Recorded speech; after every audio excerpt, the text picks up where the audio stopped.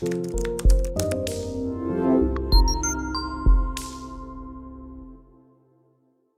आज हम इस सेशन में लीवर सिरोसिस के बारे में पढ़ेंगे। सबसे पहले हम लीवर के नॉर्मल फंक्शन के बारे में पढ़ते हैं।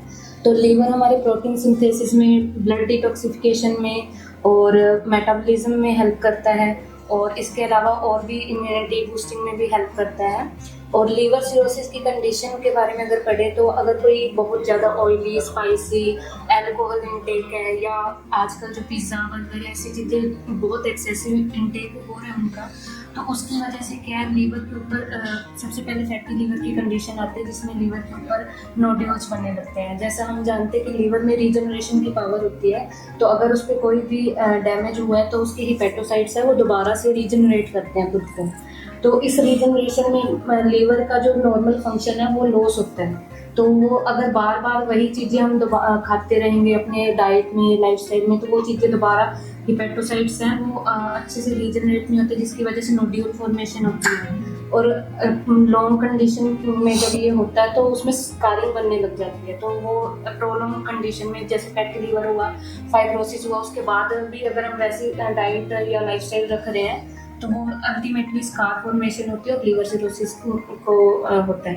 और लीवर सिरोसिस के बाद भी अगर हम वैसा ही अपना डाइट लाइफस्टाइल रख सकते हैं तो वो लीवर फेलियर में जाके कन्वर्ट होता है। तो ये इसमें कॉजेज़ की अगर बात करें तो सबसे पहले अल्कोहल इंटेक है, और प्रोसेस्ड फूड है, जंक फूड है, ठीक है, टबैको स्मोकिंग भी काम होता है, और वायरल इन्फेक्शन है, जैसे हेपेटाइटिस है तो उसकी वजह से भी होता है। और गोलस्टोन अगर किसी को है तो बाइल की ब्लॉकेज होती है तो वो भी अल्टीमेटली लीड करता है। कोई ऑटोइम्यून कंडीशन है उसकी वजह से भी होता है। ओबेसिटी हो गया और हार्ट डिजीज है उसकी वजह से भी होता है। अब इसे बहुत इम्पोर्टेंट कारण जो एक और है वो है कि कोई मेडिकेशंस चल रही हो किसी की, जैसे कि कोई एंटी हाइपरटेंसिव या एंटी डायबिटिक मेडिसिन अगर किसी भी पेशेंट की चल रही है, प्रोलॉन्ग यूज जब उनका होता है तो उसके बाद भी लिवर सिरोसिस जो है वो हो जाता है। अगर हम सिम्टम्स की बात करें तो मोस्टली पेशेंट एसिम्टोमेटिक होते हैं, उनको लीवर सिरोसिस की, फैटी लीवर से लीवर सिरोसिस की कंडीशन तक कोई सिम्टम्स ही नहीं आते। अगर आते हैं तो थोड़े बहुत आते हैं तो हम नोटिस नहीं करते, जैसे कि इनकम्प्लीट इवैक्यूएशन, गैस, एसिडिटी, ये नॉर्मल सोचते हैं कि ये तो हमारे वैसे ही बन गए। तो अगर किसी को सिम्टम्स आ रहे हैं तो उसमें क्या, वीकनेस, फटीग, वेट लॉस हो सकता है, जॉन्डिस के सिम्टम्स आ सकते हैं जिसमें आंखों में पीलापन, नेल्स में पीलापन ऐसे होता है, स्किन येलो हो जाती है, ठीक है, पेट साफ ना होना, को जनरली बोलते हैं कि हाँ मुझे कॉन्स्टिपेशन रह रहा है, तो वो कंडीशन होती है। इचिंग एक सिम्टम होता है जिसमें बाइल पिगमेंट है उसकी ब्लॉकेज की वजह से वो नर्व एंडिंग को इरिटेट करते हैं तो इचिंग भी होती है। तो ये कंडीशन में ये सिम्टम्स जनरली मिलते हैं और मोस्टली पेशेंट एसिम्प्टोमेटिक भी होते हैं। और अगर डायग्नोसिस की हम बात करें तो हम नॉर्मली सीबीसी में एलएफटी वगैरह चेक कर सकते हैं। तो इसमें एलएफटी मतलब कि डिवीजन होते हैं। इसके अलावा फाइब्रोस्कैन करवा सकते हैं जिसमें स्टिफनेस और स्कारिंग चेक करते हैं। यूएसजी अल्ट्रासाउंड में हम लीवर अगर हिपैटोमेगाली, फैटी लीवर या लीवर सिरोसिस है, क्रोनिक लीवर डिजीज़ है, वो चेक कर सकते हैं। सीटी, एमआरआई करवा सकते हैं, और बहुत एडवांस स्टेज में हम लीवर बायोप्सी भी करवाते हैं। तो ये डायग्नोसिस है। अगर हम मॉडर्न ट्रीटमेंट की बात करें तो उसमें अगर हेपेटाइटिस है तो उसके वायरल इन्फेक्शन के लिए हम एंटीवायरल ड्रग्स चलाते हैं। अगर हम कॉम्प्लिकेशन की बात करें तो अगर लंबे टाइम तक लीवर सिरोसिस रहता है तो उसमें एसाइटिस की कंडीशन आती है जिसमें कि जो पोर्टल वेन है उसमें से फ्लूइड ooze आउट हो जाता है और पेट में जमा होने लग जाता है। पोर्टल हाइपरटेंशन की बात करें, पोर्टल वेन हमारे लीवर को ब्लड सप्लाई करती है, तो जब स्कार हो जाता है तो वो प्रॉपर सप्लाई नहीं होती है, तो उसकी वजह से क्या है, पोर्टल वेन पे प्रेशर पड़ता है जिसकी वजह से पोर्टल हाइपरटेंशन की कंडीशन आती है। अगर पेट अच्छे से साफ नहीं होता पेशेंट का तो अमोनिया लेवल बढ़ जाता है जिसकी वजह से पेशेंट है चीज़ें भूलने लग जाता है, कुछ भी बड़बड़ाने लगता है, तो वो हिपैटिक एन्सेफलोपैथी की कंडीशन है। और स्वेलिंग आती है पेशेंट के पैरों पे, हाथों पे, तो वो भी कॉम्प्लिकेशंस में आ जाती है। अगर हम ट्रीटमेंट की बात करें, इसके साथ साथ हिपैटोपल्मोनरी सिंड्रोम भी है जिसमें जो हमारे लंग्स है वहाँ पे पानी को शॉर्टनेस ऑफ ब्रेथ उसका मेन जो है साइन है। अगर हम ट्रीटमेंट की बात करें तो हेपेटाइटिस अगर है तो एंटीवायरल ड्रग्स चलाते हैं। असाइटिस की कंडीशन में क्या है, हम पानी बाहर निकालने के लिए लैसिक्स, डाइटोर या एल्डेक्टन देते हैं। और वैसे लीवर के लिए यूडीलिव वगैरह चलाते हैं। और इसके अलावा कॉम्प्लिकेशन को अगर मान लो पोर्टल हाइपरटेंशन की कंडीशन है तो उसके अकॉर्डिंग मेडिसिन देते हैं। पोर्टल हाइपरटेंशन का एक कॉम्प्लिकेशन या पोर्टल हाइपरटेंशन की वजह से इसोफेजियल वेरिसेस बन सकते हैं, which would be shown as एक तो 2 सिम्टम्स हो सकते हैं, तो ब्लड वॉमिटिंग होगी या स्टूल में ब्लड आएगा। वो एक कॉम्प्लिकेशन या उसका जो आउटकम है पोर्टल हाइपरटेंशन की वजह से। अंदर कॉम्प्लिकेशन जैसे हेपेटोपल्मोनरी सिंड्रोम है, उसी तरह किडनी पे भी इफेक्ट होता है, जहाँ पे एक्यूट किडनी इंजरी हो जाती है, विच इज कॉल्ड हेपेटोरेनल सिंड्रोम। तो मल्टीपल ऑर्गन फेलियर का पेशेंट आता है जिसमें कि किडनीज, हार्ट, ये सारे ऑर्गन जो है वो फेल होना स्टार्ट हो जाते हैं। अगर हम आयुर्वेद की बात करें तो अगर आयुर्वेद की पैथोफिजियोलॉजी की बात करें तो सबसे पहले अगर हम अल्कोहल या ऑयली ऐसे विरुद्ध आहार है या कुछ स्निग्ध ज़्यादा आहार ले रहे हैं तो उसकी वजह से क्या है, हमारी अग्निमांद्य होगी, कफ की वृद्धि होती है उसमें। और कफ की वृद्धि होने से क्या है, अब लीवर पित्त का स्थान है, कफ की वृद्धि हो रही तो वो फाइब्रोसिस वाली कंडीशन आती है, फैटी लीवर की कंडीशन है, सबसे पहले फैट जमा होने लग जाती है। अब लीवर जैसे पित्त का स्थान है तो पित्त विषेट होता है, पित्त भी विषेट होगा। पित्त विशेषण से क्या होता है कि अब कफ ऑलरेडी बढ़ा हुआ है, पित्त भी विषेट हो गया तो कफ की जो पित्त की उष्मा से है, कफ का जल का अंश है वो सूख जाता है, जिसकी वजह से ड्राइनेस आती है और फाइब्रोसिस वाली कंडीशन आती है। ड्राइनेस की वजह से वात भी बढ़ेगा तो अल्टीमेटली वो है लीवर सिरोसिस में जाएगी कंडीशन।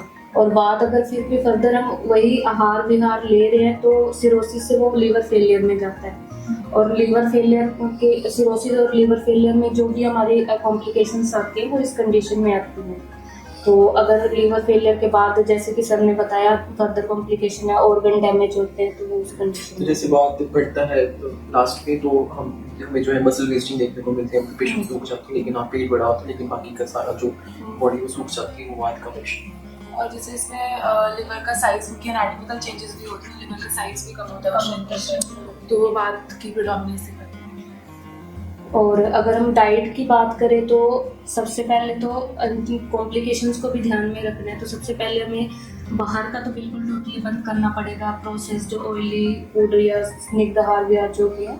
और सबसे पहले अल्कोहल अगर रीज़न है तो अल्कोहल को हमें बंद करवाना पड़ेगा। इसके अलावा सिट्रस चीज़ें हमें टोटली बंद करवानी है, सिट्रस कुछ भी नहीं है। पानी वाले फ्रूट जैसे तरबूज, खरबूज है वो चीज़ें हमें अवॉइड करवानी है, खीरा हो गया वो हमें अवॉइड करवाना है, क्योंकि अगर पेशेंट का असाइटिस है उसको तो ऑलरेडी अगर हम ज़्यादा लिक्विड देंगे तो वो दिक्कत करेगा। और एक सबसे बड़ी चीज़ हमें पेशेंट का लिक्विड इनटेक है 1 से 1.5 लीटर तक रखना चाहिए। लिक्विड से मतलब वो जूस ले रहे हैं, पानी ले रहे हैं, कुछ भी लिक्विड फॉर्म में ले रहे हैं वो 1 से 1.5 लीटर के बीच में होना चाहिए। और उनका सोल्ट इनटेक हमें कम करवाना है, क्योंकि सोल्ट भी वाटर रिटेंशन करेगा तो वो हमें कम करवाना है। नॉन वेज हमें लिमिट में देना है, क्योंकि वो अच्छे से डाइजेस्ट नहीं होता, टाइम लेगा तो वो डाइजेशन में दिक्कत करेगा तो वो हमें कम करवाना है। ठीक है, इसके अलावा मिल्क प्रोडक्ट हमें टोटली अवॉइड करवाने हैं, मिल्क प्रोडक्ट नहीं देने हैं। और कोई भी हैवी टू डाइजेस्ट छोले चने राजमा ऐसी चीज़ें हमें अवॉइड करानी है। पित्तवर्धक ज़्यादा मसाले, ज़्यादा स्पाइसी फूड हो गया और ऐसी चीज़ें हमें अवॉइड करानी है। और इसके अलावा हम ऑलिव ऑयल सजेस्ट कर सकते हैं कि आप अपने खाने में ऑलिव ऑयल यूज़ करो, वो थोड़ा ठीक रहता है, पित्त को नहीं बढ़ाएगा। और खाने पीने में मेनली हमें ये चीज़ें का ध्यान रखना है। अगर हम प्लैनेट आयुर्वेदा के मेडिसिन की बात करें तो हमारा लीवर केयर पैक है, जिसमें यकृत की आमतक चूर्ण, liver detox capsule, Indian echinacea capsule और फाइलेंथस नेरूरी कैप्सूल है। इसके अलावा हम पेशेंट के सिम्टम्स के अकॉर्डिंग मेडिसिन देंगे।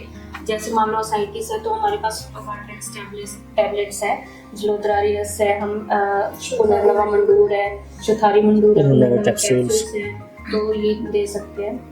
बाकी लीवर के लिए हमारे पास भूमि अम्ल स्वरस, कार्मिक स्वरस है, वो भी हम दे सकते हैं, कार्मिक खनवटी है। ठीक है, और इसके अलावा पंचमूल घनवटी है उसका यूज कर सकते हो। ट्रिपल्स पावर कैप्सूल है, लिव सपोर्ट कैप्सूल्स हैं, लीवर पावर, लीवर डिटॉक्स तो हमारे यहाँ है।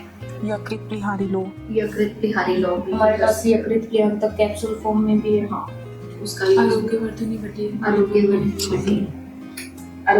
वटी पेशेंट की अग्नि का विचार करके देनी है।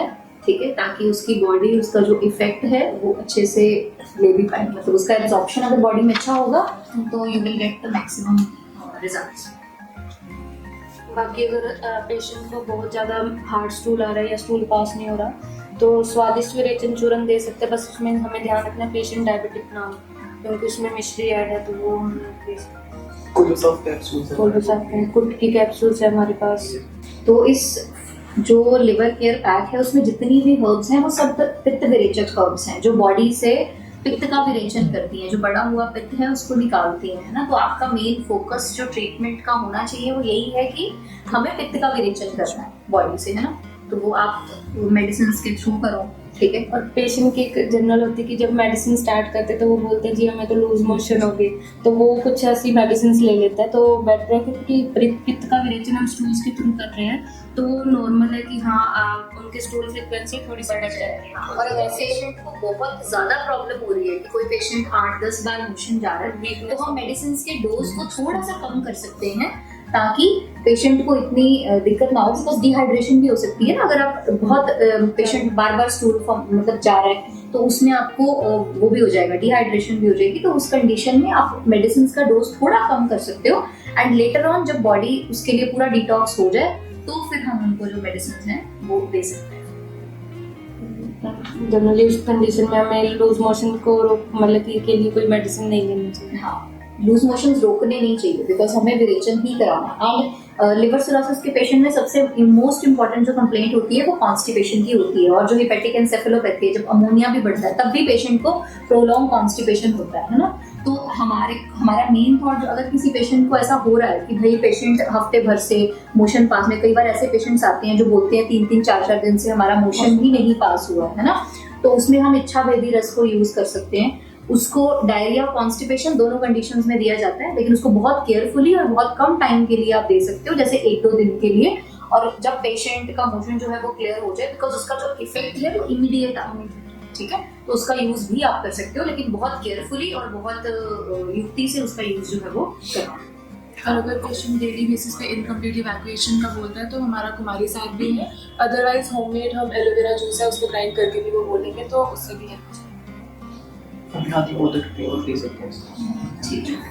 www.planetayurveda.com पर जाएं और वहाँ पे हमारे जो कंसल्टेंट्स हैं पूरे वर्ल्ड से हमारे पास पेशेंट्स जो है कंसल्ट करते हैं आयुर्वेद के रिलेटेड। हमारे MD आयुर्वेदा डॉक्टर्स हैं जो कि व्हाट्सएप वीडियो कंसल्टेशन के थ्रू आपको कंसल्टेशन देते हैं और आप ऑनलाइन अपॉइंटमेंट बुक कर सकते हैं और अपने जो फ्रेंड्स हैं, जो फैमिली के लोग हैं, उनको आप बता सकते हैं। लिवर, किडनी, लंग्स, स्किन, दिल, पेट, घुटने, सिर, पैर या बॉडी के किसी भी पार्ट से जुड़ी हो कोई भी समस्या, अभी कॉल या व्हाट्सएप करें और घर बैठे समाधान पाएं 6209123456 पर।